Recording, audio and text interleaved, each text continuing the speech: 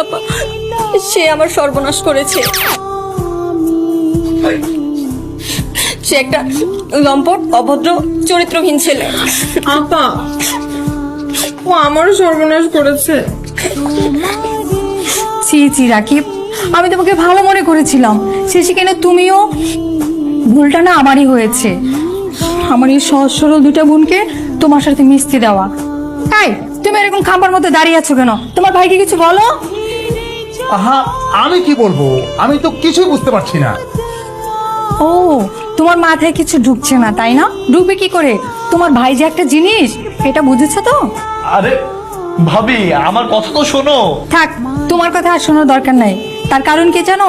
এই যে তোমার ভাই, তোমার বড় ভাই, সেও না বিয়ের আগে আমাকে অনেক মিথ্যা কথা বলেছে। তুমি তো তার আদরের ছোট ভাই, তোমার চরিত্রটা কেমন হবে আর? হ্যাঁ, আহা, এসব কথা কি এখন না বললেই নয়? মুনিয়া, কি হয়েছে শোনা? বল। আমার না খুবই লজ্জা লাগতেছে। নাকে কান্না না করে কি হয়েছে সেটা বল।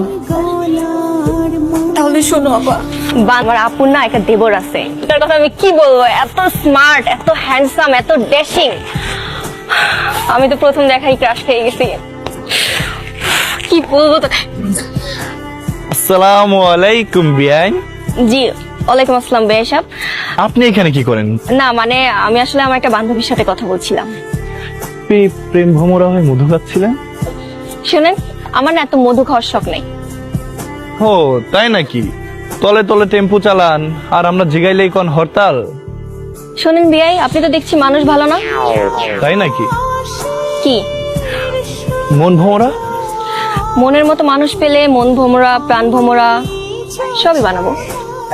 আপনি এখান থেকে জানতো, কারণ কেউ আপনাকে আর আমাকে একসাথে দেখলে পরে কোনো কলঙ্ক দিবে। আমার এত সুন্দর, কিউট, সুইট, মিষ্টি, বিউটিফুল বিয়ানের গায়ে একটু কলঙ্ক লাগলে কোনো সমস্যা নেই।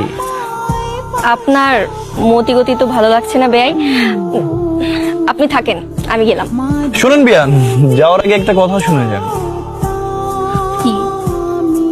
আমি না আপনাকে দেখেই ক্রাশ খাইছি।